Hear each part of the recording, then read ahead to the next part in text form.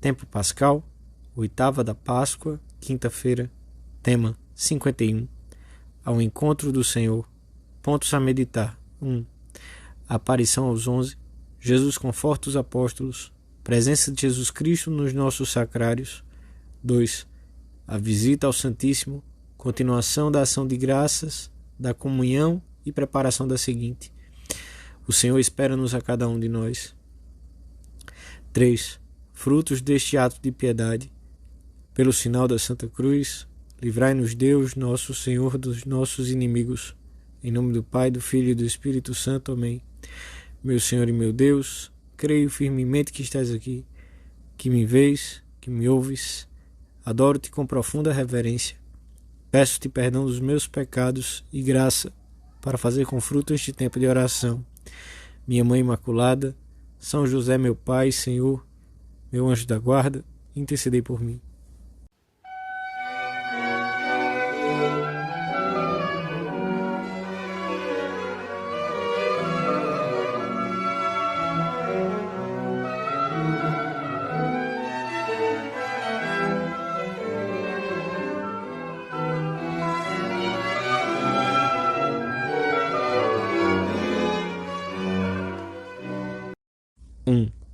Depois de ter aparecido a Maria Madalena, às demais mulheres, a Pedro e aos discípulos de Emaús, Jesus aparece aos 11, conforme narra o Evangelho da Missa. Por que estáis perturbados e por que duvidai nos vossos corações? Vede as minhas mãos e pés, sou eu mesmo. Apalpai e vede que um fantasma não tem carne nem ossos, como vedes que eu tenho. Mostrou-lhes as mãos e os pés e comeu com eles. Os apóstolos teriam assim para sempre a certeza de que sua fé no ressuscitado não era efeito da credulidade, do entusiasmo ou da autossugestão, mas de fatos repetidamente comprovados por eles mesmos. Jesus, nas suas aparições, adapta-se com admirável condescendência ao estado de ânimo e às diferentes situações daqueles a quem se manifesta.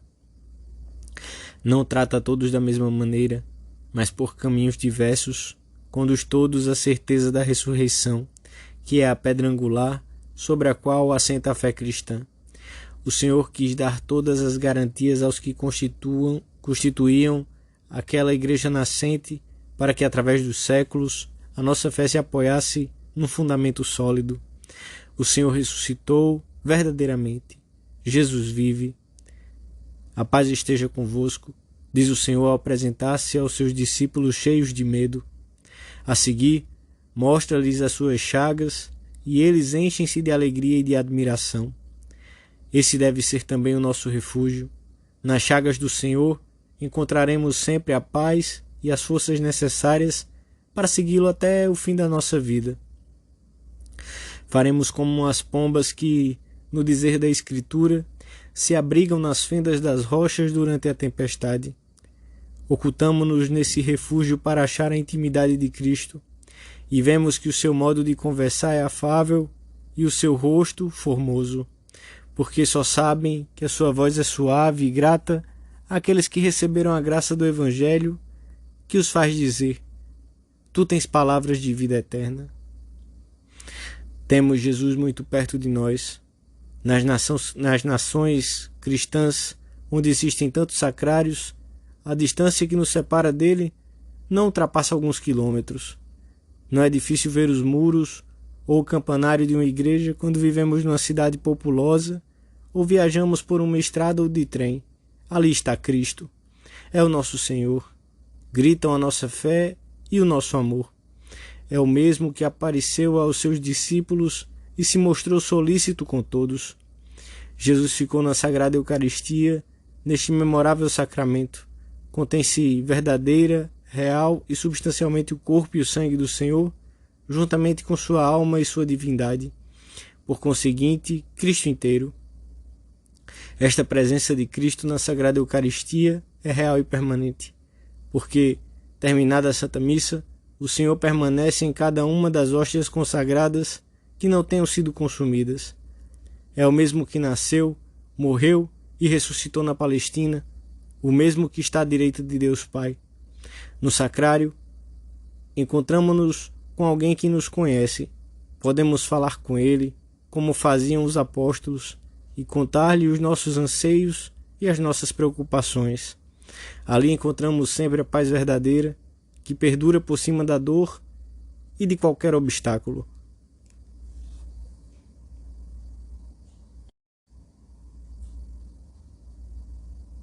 Dois. A piedade eucarística, diz São João Paulo II, deve centrar-se antes de mais nada na celebração da ceia do Senhor, que perpetua o seu amor imolado na cruz, mas tem um prolongamento lógico na adoração a Cristo, neste divino sacramento, na visita ao Santíssimo, na oração diante do sacrário, bem como nos outros exercícios de devoção, pessoais e coletivos, privados e públicos, que tendes praticado durante séculos. Jesus espera-nos neste sacramento do amor. Não regateemos o nosso tempo para ir encontrar-nos com Ele, na adoração, na contemplação cheia de fé e aberta à reparação das graves faltas e delitos do mundo.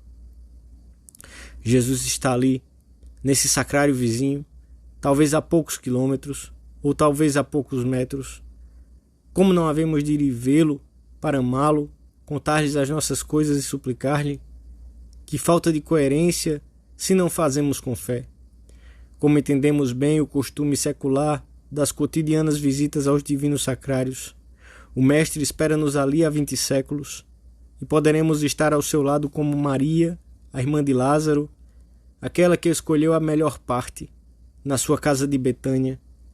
Devo dizer-vos, são palavras de Monsenhor José Maria Escrivá, que para mim o sacrário foi sempre Betânia, o lugar tranquilo e aprazível onde está Cristo, onde lhe podemos contar as nossas preocupações, os nossos sofrimentos, os nossos anseios e as nossas alegrias, com a mesma simplicidade e naturalidade com que lhe falavam aqueles seus amigos Marta, Maria e Lázaro. Por isso, ao percorrer as ruas de uma cidade ou de uma aldeia, alegra-me descobrir, mesmo de longe, a silhueta de uma igreja. É um novo sacrário, uma nova ocasião de deixar que a alma se escape para estar em desejo junto do Senhor sacramentado. Jesus espera nossa visita. É de certo modo devolver-lhe aquela que ele nos faz na comunhão, e é prova de gratidão, sinal de amor e dever de adoração a Cristo Senhor ali presente. É continuação da ação de graças após a comunhão anterior e preparação para a próxima. Sempre que nos encontramos diante do sacrário, bem podemos dizer com toda a verdade e realidade: Deus está aqui, e diante desse mistério de fé não é possível outra atitude que não a adoração.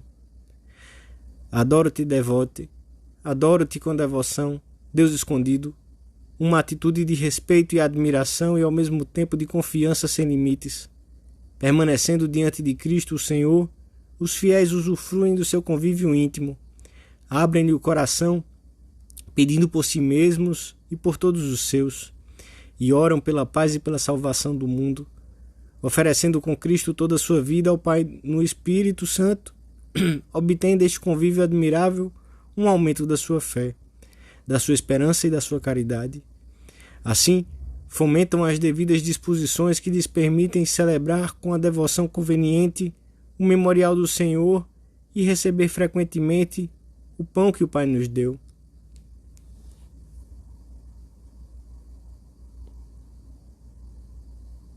Três. Começaste com tua vida diária. Não me admira que me digas: começo a amar com loucura a luz do sacrário. A visita ao Santíssimo é um ato de piedade que demora poucos minutos, e não obstante, quantas graças, quanta fortaleza e paz o Senhor nos dá. Com ela melhora a nossa presença de Deus ao longo do dia, e dela tiramos forças para enfrentar com garbo as contrariedades da jornada. Nela se acende a vontade de trabalhar melhor e se armazena uma boa provisão de paz e de alegria para a vida familiar.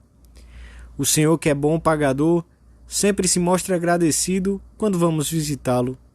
É tão agradecido que não deixa sem prêmio um simples levantar de olhos, lembrando-nos dele. Na visita ao Santíssimo, fazemos companhia a Jesus sacramentado durante os minutos. Talvez nesse dia não tenham sido muitos os que o visitaram, ainda que ele os esperasse. É por isso que o alegra muito mais ver-nos ali. Dirigiremos ao Senhor alguma oração além da comunhão espiritual e não deixaremos de pedir-lhe ajuda em coisas espirituais e materiais, de contar-lhe o que nos preocupa e o que nos alegra, de lhe dizer que apesar das nossas misérias, podem contar conosco para evangelizar de novo o mundo e de falar-lhe talvez de um amigo que queremos aproximar dele. Que devemos fazer? Perguntais algumas vezes na presença de Deus sacramentado? Amá-lo, louvá-lo, agradecer-lhe e pedir-lhe.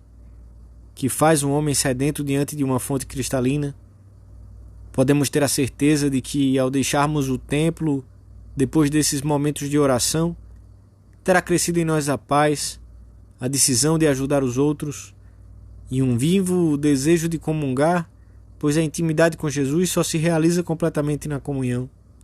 E teremos encontrado estímulo para aumentar o sentido da presença de Deus no nosso trabalho e nas nossas ocupações diárias.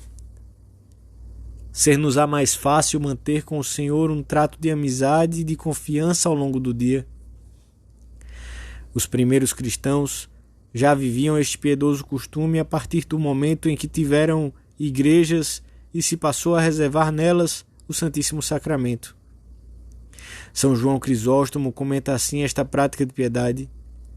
E Jesus entrou no templo, fez o que era próprio de um bom filho, e logo à casa de seu pai, para ali tributar-lhe uma honra devida. Assim tu, que deves imitar a Jesus Cristo, quando entrares numa cidade, deves em primeiro lugar ir a uma igreja. Uma vez dentro da igreja, podemos localizar facilmente o sacrário, que é para onde deve dirigir-se, antes de mais nada, a nossa atenção, pois tem que estar situado num lugar verdadeiramente destacado e apto para oração privada. E nesse lugar, a presença da Santíssima Eucaristia estará assinalada pela pequena lamparina que, em sinal de honra ao Senhor, arderá continuamente junto ao tabernáculo. Ao terminarmos a nossa oração, pedimos à nossa Mãe Santa Maria que nos ensine a tratar Jesus realmente presente no sacrário, como ela o tratou nos anos da sua vida em Nazaré. Dou-te graças, meu Deus, pelos bons propósitos, afetos e inspirações que me comunicaste nesta meditação. Peço-te ajuda para os pôr em prática. Minha Mãe Imaculada, São José, meu Pai, Senhor, meu anjo da guarda, intercedei por mim.